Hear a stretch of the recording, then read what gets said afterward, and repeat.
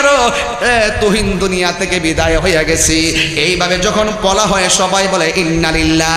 আর ওই দিক দিয়া দাগন বুইয়ার তুহিন রে মসজিদে এলান করে দিল।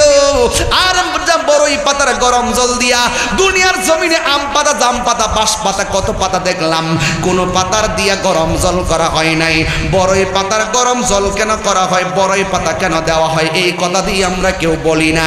এ যুবকের দল, লাল শাড়ি, কাপড়, কালো কাপড়, লাল কাপড়, হলুদ কাপড়, জীবনে কত কাপড় দেখলাম, অন্য কোনো কাপড় দিয়া কাফনের কাপড় হয় না, সাদা কাপড় দিয়া কেন কাফনের কাপড়টা পরাইতে হয়, এই কথা দিয়ে আমরা কেউ বলি না। বোঝার দরকার আছে না না। চিশতি টিভি অনলাইন, সুন্নিয়াত প্রচারে আমরা। গভীর মনোযোগ, নীরব থাকা লাগবে। আমি আপনাদের সামনে বলেছিলাম মিনহা খলাকনাকুম ওয়া ফিহা নুঈদুকুম ওয়া মিনহা নুখরিজুকুম তারাতান উখরা। এই ঘরে যেহেতু যেতে হবে, আমাদেরকে যেহেতু দুনিয়া ছেড়ে চলেই যেতে হবে, কোথায় যাব আমি কিন্তু আগেই বলেছিলাম ইন্না লিল্লাহি ওয়া ইন্না ইলাইহি রাজিউন। যিনি পাঠিয়েছেন তিনার কাছে যেতে হবে। এই জন্যই তো আমার নবী, আপনার নবী একজন আনসারীর জানাজার নামাজে গেলেন। জানাজার নামাজের মধ্যে গিয়ে নবীর হাত মুবারকের মধ্যে একটা লাঠি মুবারক ছিল। এই লাঠি মুবারকটা কবরস্থানে গিয়ে কবরের মধ্যে এইভাবে তিনি গেড়ে দিলেন। আর আমার নবী বললেন, সাহাবীরা, কবর আযাব থেকে তোমরা আল্লাহর কাছে পানা চাও। আপনারা জবান খুলে বলেন, কবর আযাবটাকে সত্য না মিথ্যা?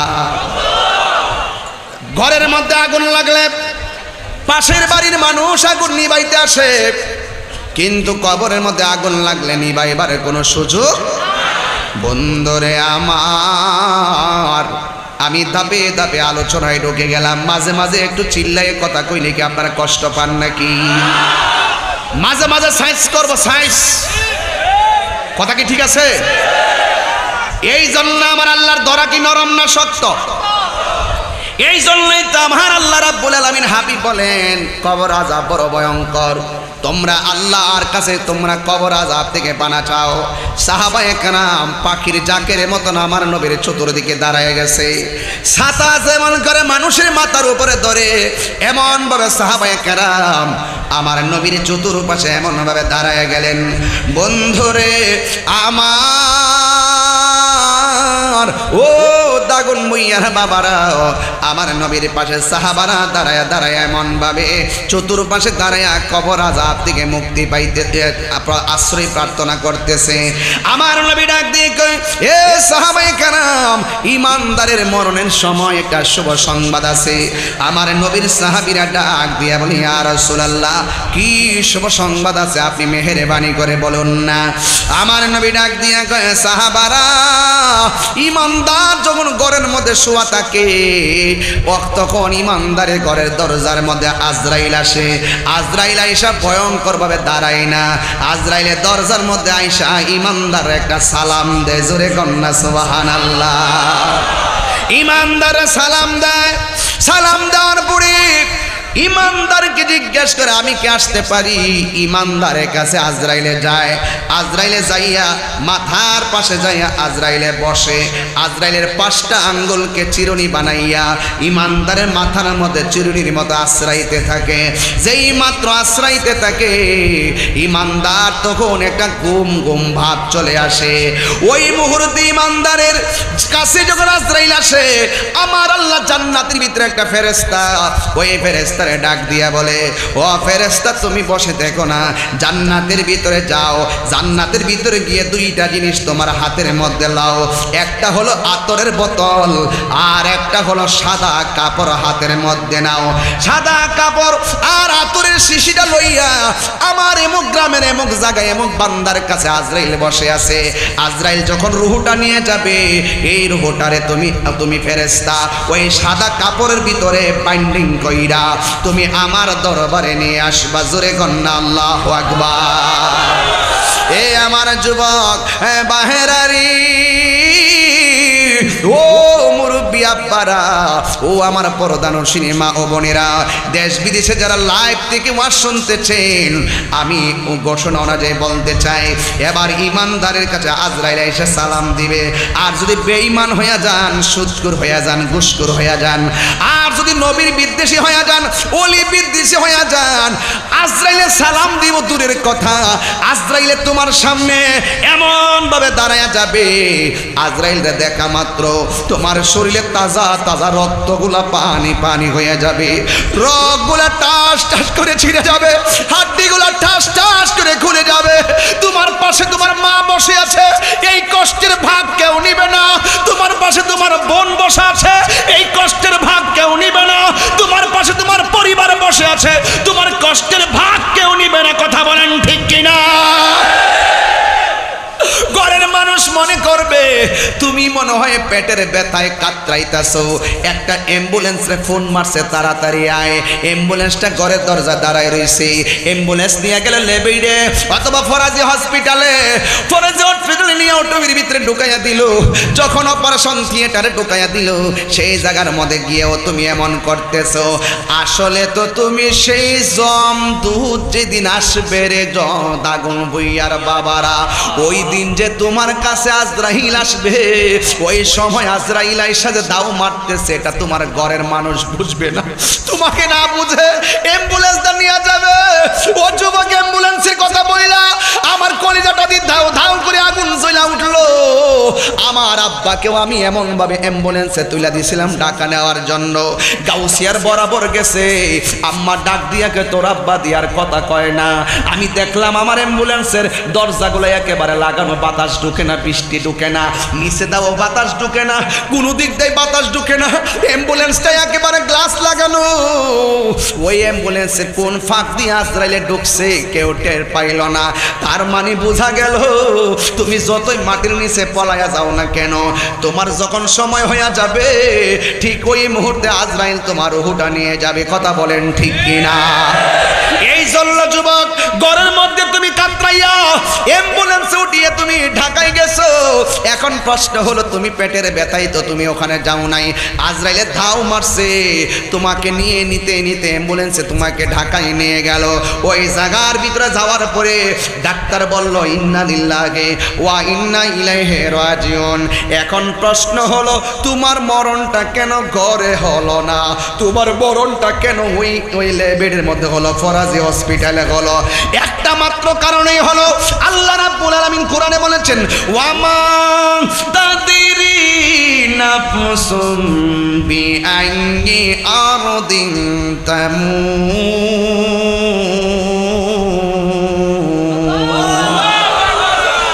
আল্লাহু আকবার, জোরে গান। ওয়ামা, আল্লাহকে ডাক দিতে প্রস্তুত আছেন? ওয়ামা তাদরি নাফসুম বিআইয়ি আরদিন তামুত।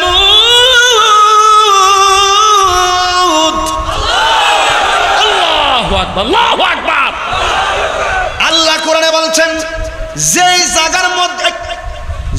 জায়গার মধ্যে তোমার মৃত্যু লেখা আছে, ওই জায়গার মধ্যে তোমার মরণ হবে। একটা সেকেন্ড আগে করা হবে না, একটা সেকেন্ড পরে করা হবে না, একটা জায়গাও চুল পরিমাণ নড়চড় হবে না। যেখানে মৃত্যু লেখা আছে সেই জায়গাতেই মরণ হয়ে যাবে। কথা বলেন না ঠিক কিনা? এই জন্য যুবক, আমার নবী আপনার নবী রাহমাতুল লিল আলামিন বলেন, বেঈমান বড় কঠিন অবস্থায় পড়বে। কারণ বেঈমানের মরণটা কেমন হয় জানেননি? আমার নবী বলে, একটা মানুষ মরার পরে যদি দুইটা লক্ষণ তার মধ্যে প্রকাশ পায়, মনে রাখবা তার মরণের লক্ষণটা বেশি ভালো না। এর মধ্যে একটা হলো, মৃত্যুর পরে যদি পায়খানা প্রস্রাব করে ভাসাইয়া দেয়, মনে করবা তার মরণটা বড় কষ্ট হয়েছে। 2 নম্বর হলো, তার মৃত্যুর পরে যদি চোখ দুইটা উল্টাইয়া দেয়, মনে রাখবা তার মরণটা বড় ডেঞ্জারাস হয়েছে। চেহারাটা যদি কালো বর্ণ হয়ে যায়, আমার দেশে দেখবেন কিছু কিছু মানুষ ইরি ক্ষেত বুড়ো ক্ষেত তারা বাঁচে, প্রতিদিন তারা জমিনে যাইয়া গরু নিয়ে নিয়ে তারা জমিনে কাজ করে, চেহারাটা একেবারে কালো। যখন আসর নামাজের আজানের টাইমটা হয়ে যায়, যখন মসজিদ থেকে আজানটা দেয়, তখন তারা বাড়িতে আসে না। খালের পাড়ের যেই পানি আছে ওই পানি দিয়ে তারা উজু করে, উজু করে কমর থেকে সেই গামছাটা খুইলা ক্ষেতের আইলের মধ্যে তারা নামাজের জন্য দাঁড়ায় যায়। এই মানুষটা সারাদিন পড়তে পড়তে পড়তে পড়তে চেহারাটা কালো হয়ে যায়, কিন্তু তার মরণের ইতিহাস খুঁজলে দেখা যায় মরণের পরে তার কালো চেহারাটা নূরে ঝলঝল ঝলঝল করতেছে। ঠিক কিনা বলে? এই জন্য যুবক আমার, মরণের পরে আমার নবী আপনার নবী বলেন দুইটা লক্ষণ যার মধ্যে প্রকাশ পাবে, মনে রাখবা তার মরণটা বড় ভালো হয়েছে। এক নম্বর, মৃত্যুর পরে তার কপালটা আর চেহারাটা যদি ঘেমে যায়, মনে রাখবা তার মৃত্যুটা ভালো হয়েছে। দুই নম্বর, তার চেহারাটা যদি নূরে নূরান্বিত হয়ে যায়, দেখবেন চেহারার মধ্যে বড় মায়া লাগে। চেহারাটা দেখলে বড় মায়া লাগে। জানাজার মাঠে যখন লাশটা খুললা দেখায়, মানুষকে দেখছিস নি চেহারাটা কত সুন্দর। আমার আল্লাহর হাবিব কয় 10 জনের যারে সুন্দর কয়, আমার আল্লাহ তারে ভালো কয়। ঠিক কিনা? এই জন্য যুবক ভাইয়ের আমার, আমরা গুনাহ করতে করতে জীবনটারে শেষ কইরা ফেলাইছি। আর ও যুবক, এই জন্য আমি আপনাদেরকে মাঝে মাঝে কথাগুলো বলবো, রাগ করবেন না। আমার নবী বলে ইমানদারের মাথার কাছে আজরাইল আসবে, আয়েশা মাথার মধ্যে 5টা আঙ্গুল দিয়ে চুলগুলোর এইভাবে আশ্রয়া দিব, এইভাবে আশ্রয়া দিবে। ইমানদারের চোখের মধ্যে একটা গুম গুম বাবা আসবে। এবার আজরাইল বলবে, আল্লাহর বান্দা, তোমার কাছে আমি এসেছি, কিছুক্ষণ পর তোমার জিন্দেগি শেষ হয়ে যাবে, তোমার রূহটা আমি নিয়ে যাব। ইমানদার বলবে, ও আজরাইল আর দেরি করো না, তাড়াতাড়ি আমার রূহটা নিয়ে যাবে, কারণ আমার আল্লাহর সঙ্গে দিদারের জন্য আমার মনটা পাগল পাগল হইয়া রয়েছে। ওই দিক দিয়া জান্নাতের ফেরেশতা হাতের মধ্যে সাদা কাপড়টা নিয়া আর আতরের বোতলটা নিয়া দরজার মধ্যে চার চোখের দৃষ্টিটা যতটুকু যায় এমন জায়গায় দাঁড়ায়া থাকবে। বন্ধুরে আমার, ও যুবকের দল, তার পাশে মা বাবা সবাই বসে আছে। হঠাৎ করে দেখে মানিক মিয়া ঘুমায়া গেছে। আসলে ঘুমায় নাই, আজরাইলে যখন তার রূহটা নিছে, মায়ের স্তন থেকে দুধ পান করতে করতে যেমনে বাচ্চা ঘুমায়া যায়, এমন ভাবে ইমানদার ঘুমায়া যাবে। ঘরের মানুষও টের পাবে না, ইমানদারও যারা পরিমাণ কষ্ট হবে না। এ বন্ধু, নাই না, ইমানদার দুনিয়া থেকে বিদায় হইয়া গেছে। এবার ওই দিকে দিয়া ফেরেশতা হাতের ওই যে রুহুটা ওই ফেরেশতার সাদা কাপড়ের মধ্যে এমন ভাবে নিবে, এমন ভাবে রুহুটারে লইয়া যখন রুহুটারে এমন ভাবে রাখবে, এবার আসেন প্রশ্ন করে দেখেন রুহুটারে এমন ভাবে বাইন্ডিং করবে, এমন ভাবে বাইন্ডিং করবে। প্রশ্ন করে, হুজুর রুহুটা আবার কি? বুঝলাম না। রুহুটা কি তো বুঝেন নাই? আল্লাহ বলেন, ইয়াসআলুনাকা আনির রূহ কুলির রূহু মিন আমরি রাব্বি। আল্লাহ বলেন, ও বন্ধু, কেউ যদি আপনাকে রুহু নিয়ে প্রশ্ন করে, আপনি বলবেন রুহু আসছে আর গেছে, হুকুম কার? এই জন্যই তো যুবক ভাইরা আমার, গভীর মনোযোগ। ইমানদার চলে গেল, ইমানদার রুহুটাকে এইভাবে জান্নাতের কাপড় দিয়ে বাইন্ডিং করলেন। আর এই দিক দিয়ে দাগন বুইয়ার তুহিনের যদি মারা যায়, দাগন বুইয়ার তুহিন যদি ইমানদার হয়ে যায়, আর ইমানদারের বডিটাকে বাইন্ডিং করার জন্য দাগন বুইয়া বাজারে কাপড়ের কাপড় কিনতে যাবে। বডিটারে বাইন্ডিং করার জন্য দাগন বুইয়ার কাপড়ের কাপড় রেডি, আর ইমানদার রুহুটারে বাইন্ডিং করার জন্য আমার আল্লাহর জান্নাতের কাপড় রেডি। ওই দিক দিয়া মসজিদে এলান হয় একটি সুখ সংবাদ, দাগুন বুইয়ারও তুহিন দুনিয়া থেকে বিদায় হয়ে গেছি। এইভাবে যখন বলা হয় সবাই বলে ইন্না লিল্লাহ। আর ওই দিক দিয়া দাগুন বুইয়ার তুহিন রে মসজিদে এলান করে দিল। আর বড়ই পাতার গরম জল দিয়া দুনিয়ার জমিনে আম পাতা, জাম পাতা, বাঁশ পাতা, কত পাতা দেখলাম, কোন পাতার দিয়া গরম জল করা হয় নাই। বড়ই পাতার গরম জল কেন করা হয়, বড়ই পাতা কেন দেওয়া হয়, এই কথা দিয়ে আমরা কেউ বলি না। এ যুবকের দল, লাল শাড়ি কাপড়, কালো কাপড়, লাল কাপড়, হলুদ কাপড়, জীবনে কত কাপড় দেখলাম, অন্য কোনো কাপড় দিয়ে কাফনের কাপড় হয় না, সাদা কাপড় দিয়া কেন কাফনের কাপড়টা পরাইতে হয়, এই কথা দিয়ে আমরা কেউ বলি না। বোঝার দরকার আছে না নাই? আর জবান খুলে কোন আছে না নাই? তোবা নামক গাছটি আছে, পাতায় পাতায় লেখা আছে মানুষের হায়াত, ঠিক কিনা? সেই পাতা রিয়া পড়লে, সেই পাতা রিয়া পড়লে মৌতের নিশানা, আজরাইলা শিলে কারো কফিয়ত চলবে না রে মানুষ, কফিয়ত চলবে না, ঠিক না? সে যে কষ্ট হচ্ছে আপনাদের, সে যে নামে আজরাইল,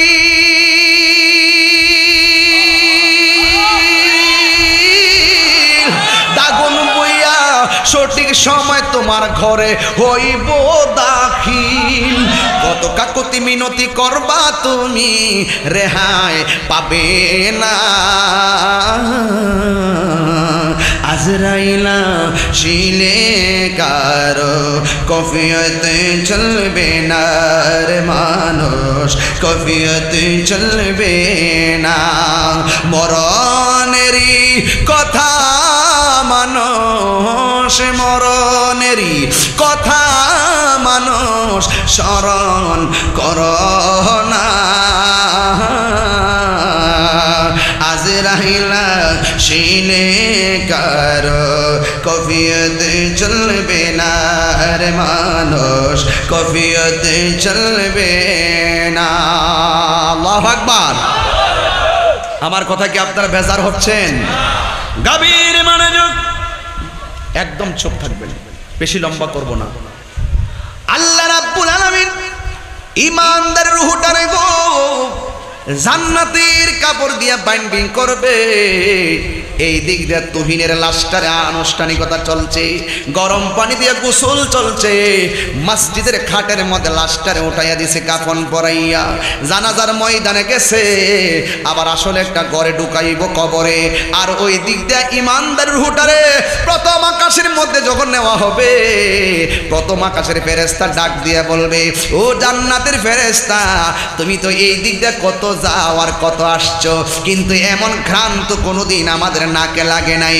ওই ফেরেশতা ডাক দিয়া বলবে, জানোনি আমার হাতে অন্য কিছু না, আমার কাছে বলে ঈমানদারের রূহ মুবারক।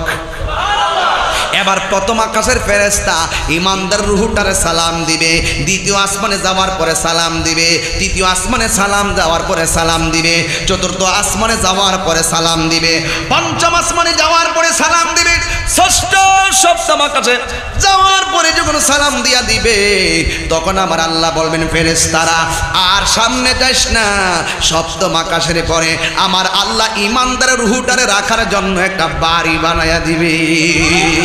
আর বড় করে বলেন না সুবহানাল্লাহ। ঈমানদার রূহের জন্য একটা বাড়ি বানায়া দিবে, ওই বাড়ির নাম হলো ইল্লিন, ওই ইল্লিন নামক জায়গার মধ্যে বাড়িটা বানায়া দিবে, রূহটারে ইল্লিনের মধ্যে রেখে দিবে। এ আমার যুবক, হে বাহেরারি, ও ফেনীর বন্ধুরা, আমি কোনোদিন তো এলাকায় আসি নাই, তবে প্রথম আসাতে অনেক ভুল বিয়াদবি আমার হয়ে যেতে পারে, আমার ব্যবহারে অনেকে কষ্ট পেতে পারেন, তবে আর আসতে পারি কি পারি না জানি না, তবে আপনারা ক্ষমা করে দিবেন, বেঁচে থাকলে দেখা হবে ওয়াজের ময়দানে। তবে একটি কথা বলতে চাই, আমরা কি ঈমানদার না বেঈমান? আর জোরে বলো, ঈমানদার না বেঈমান?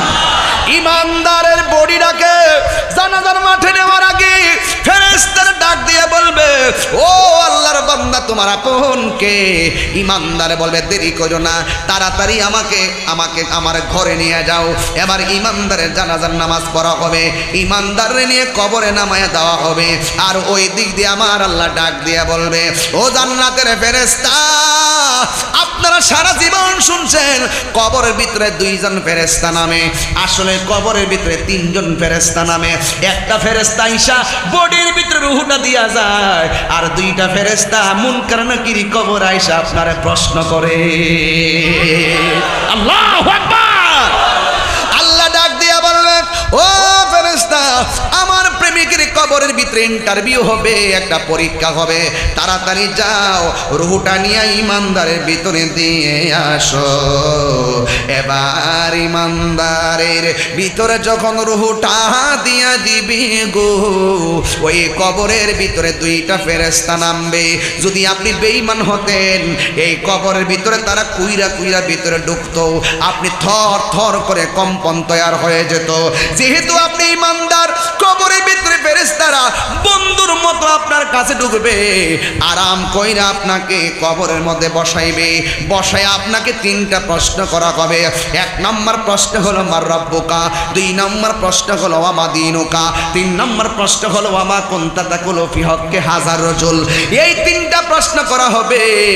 এই তিনটা প্রশ্নের উত্তর ইমানদার ডক ডক করে যখন দিয়া দিবে, আমার আল্লাহ বলবে, ও ফেরেশতারা, তোরা কই? আমার প্রেমিকটা কবরের ভিতরে পরীক্ষার মধ্যে পাশ করেছে, তাড়াতাড়ি জান্নাতে যা।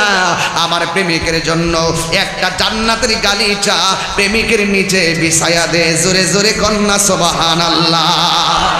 ইমানদার ঘুমায়া যাবে, যেই মাত্র শুয়ে যাবে, দেখবেন যত দামি সুপার সেট হোক না কেন, যত দামি সেগুন কাঠের খাঁটি হোক না কেন, শুইলেই কিন্তু ঘুম আসে না। একবার ডানে যাওয়া লাগে, আর একবার বামে যাওয়া লাগে, একবার উপর হওয়া লাগে, আবার শীত হওয়া লাগে। যখন ইমানদার কবরের ভিতরে জান্নাতের গালিচাটা পেয়ে যাবে, তখন ইমানদার একটু ডাইন কাত হবে। সুবহানাল্লাহ কইতেন না? আর জোরে কোন সুবহানাল্লাহ। জন্ম আমার নবীর যোগে, পারেন আপনারা? পারেন? জন্ম আমার নবীর যোগে, দুনয়নে রাসূল পাক দেখিলে কেমন হতো, দুনয়নে রাসূল পাক দেখিলে কেমন হতো। জন্ম আমার নবীর যুগে, মাশাআল্লাহ, জন্ম আমার নবীর যুগে, আশ্রিত ভেসে হজিরতে বেলালের মধুর আজান, সেই আজানে ছিল এমন প্রেম মুগ্ধ রহমান। দয়াল নবীর পিছে নামাজ পড়লে কেমন হতো,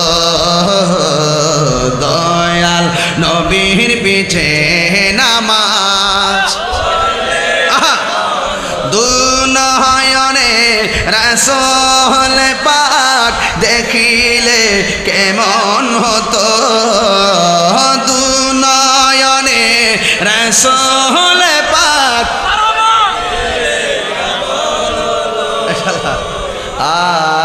জন্ম আমার নবীর যোগে হলে কেমন হতো।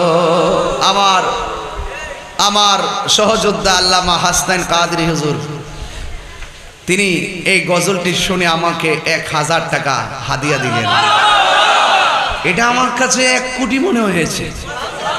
মোস্তফা শানের পুরস্কার, একটা 10 টাকার মেডেল হলো, সেটা 10 লক্ষ টাকা। মারহাবা কন্যা। আর তিনি 1000 টাকা দিয়েছেন। মারহাবা বলবেন না? জন্ম আমার নবীর যুগে,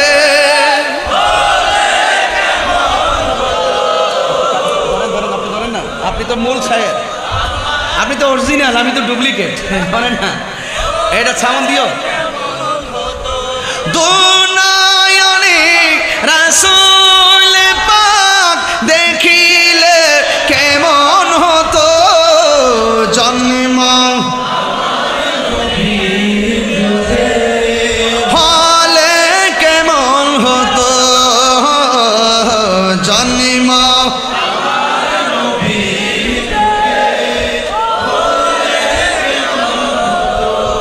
আসিত ভেসে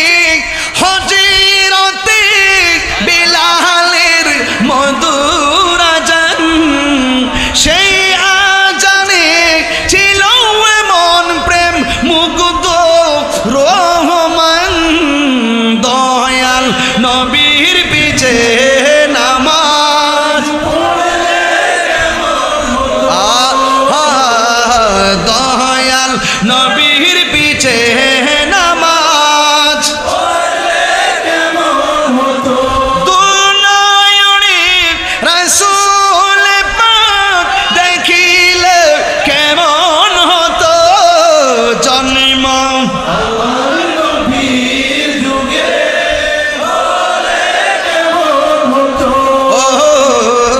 জন্ম আমার নবীর যুগে। এই কষ্ট হয়েছে আপনাদের?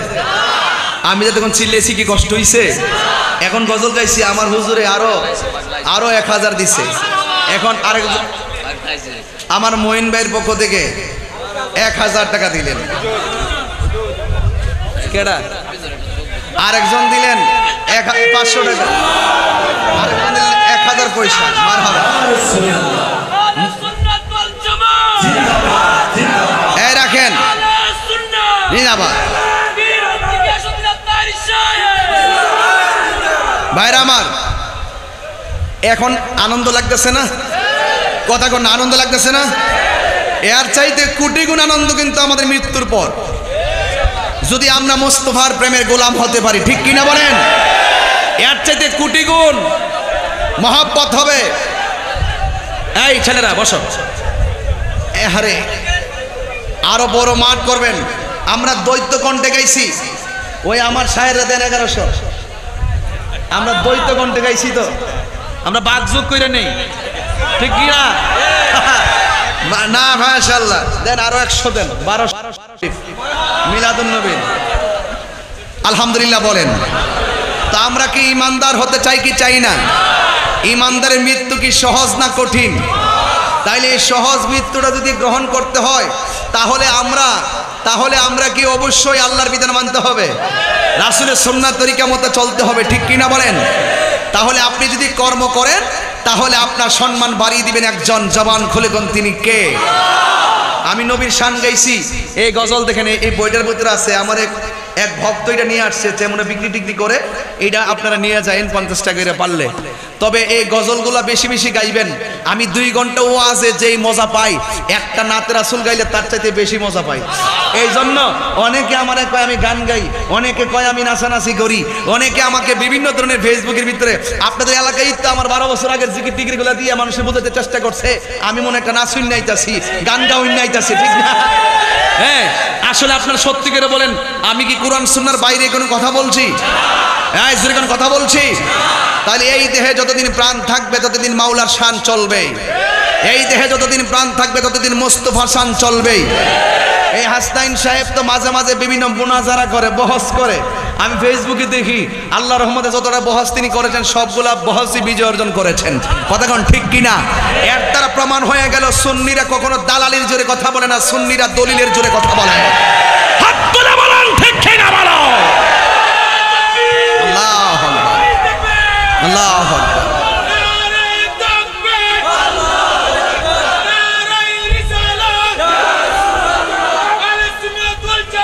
জিন্দাবাদ। আলহামদুলিল্লাহ বলেন। তাইলে আমার যুবকদেরকে বলবো, এই যুবক, নেশা যদি করতে হয়, জিকিরের নেশা মানে জিকিরের প্রেমে পাগল হও। তবে দুনিয়ার যে নেশা বাইরিছে, এই নেশা কি চলবে? বাবা নামক নেশা চলবে?